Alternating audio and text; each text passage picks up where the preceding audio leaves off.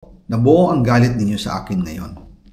Nauunawaan ko rin kung bakit, lalo na at malaki ang halagang nakataya.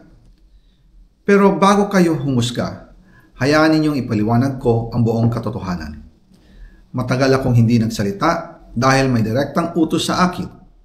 Huwag nang bumalik ng Pilipinas at manahimik na lamang. Umalis ako noong July 19, 2025 para sa aking medical check-up. Nakaplanong bumalik pagkatapos ng SONA ni Pangulo. Pero habang papauwi na ako, tinawagan ako ni dating Speaker Martin Romualdez at sinabihan, "Stay out of the country. You will be well taken care of as instructed by the President." Noon naniniwala pa ako sa kanila, kaya't hindi ako bumalik. Tumikom ang aking bibig, sumunod ako, pero ang hindi ko alam, ang ibig pala nilang sabihin sa aalagaan ka namin ay gagamitin ako bilang panakipbutas sa kanilang kampanya laban sa korupsyon. Hindi na ako mananahimik, ilalabas ko ang lahat ng katotohanan. May resibo, may ebidensya at may pangalan.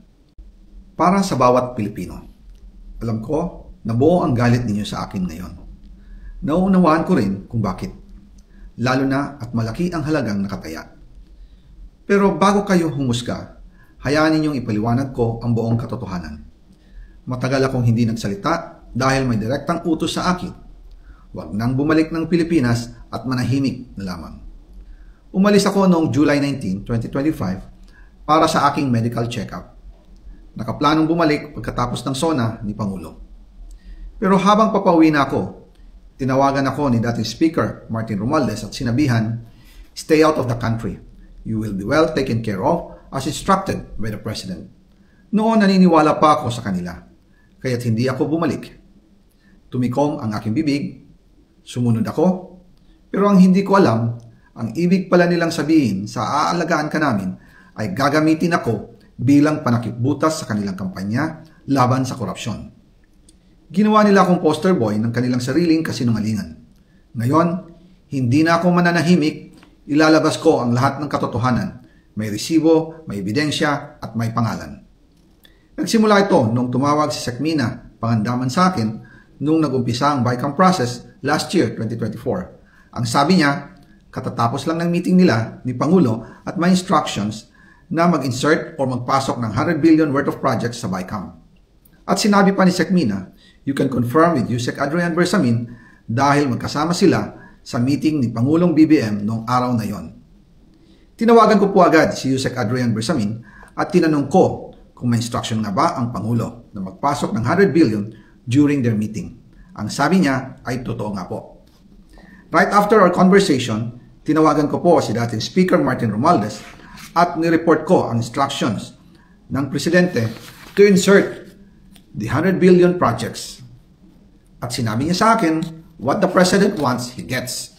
After ng ilang araw, nag-set po ng meeting si Sekmina Pangandaman at Yusek Adrian Bersamin sa amin ni dating Speaker Martin Romualdez sa Aguado Building in front of Gate 4 ng Malacanang at nandun din po si Yusek Jojo Cadiz.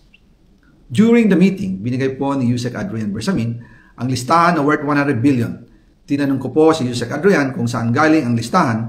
Ang sagot niya, galing kay PBBM mismo at binigay niya ito mula sa brown leather bag.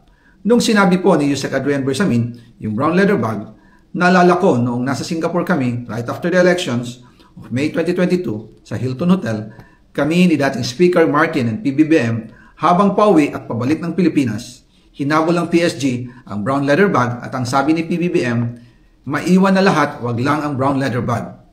Kaya naniwala ko na utos talaga ito ng Pangulo. Pagkatapos ng ilang araw, I informed sina dating Speaker Martin Romualdez, Sekmina Pangandaman, Yusek Adrian Bersamin, and Yusek Jojo Cadiz na kung pwede 50 billion lang ang ipasok sa program funds dahil sobra ang DPWH funds versus sa DepEd. In practice, hindi pwede na mas malaki ang budget ng DPWH kaysa edukasyon. And yung balance na 50 billion, ilagay na lang sa unprogram funds for the 2025 budget. Dahil Office of the President din ang nagre-release ng lahat ng unprogram funds. Pagkatapos ng isang araw, tinawagan ako ni Sekmina at sinabi ang mensahe ng Pangulo, "Ipasok ninyo yan dahil pinangako na sa akin ni Speaker Martin yan at hindi na pwedeng baguhin. Kumbaga, ang utos ng hari hindi pwedeng mabali." Again, I informed the speaker and asked clearance about the instructions ng Pangulo. At ang sabi niya, wala tayong magagawa. Kaya po nagtataka ako kung bakit sinasabi ni Pangulo na hindi niya makilala ang budget, samantalang lahat na binawas at dinagdag sa mga ahensya ng gobyerno ay humihingi ng approval sa kanya si Sec. Mina Pangandaman.